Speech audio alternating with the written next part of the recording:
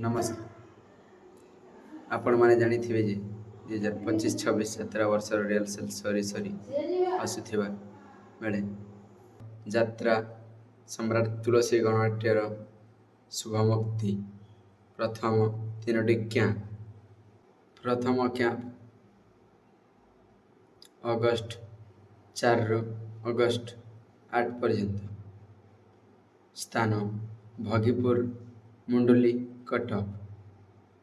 द्वितीय camp August 9 रु August 13 पर्यंत। स्थान जोरंदा ढेंकानाल। स्थान जोरंदा ढेंकानाल। यात्रा सम्राट तुलसी गणनाट्यर तृतीय कैंप अगस्ट 14 रु अगस्ट 18 तारीख पर्यंत। स्थान नतोड़ा तालचेर।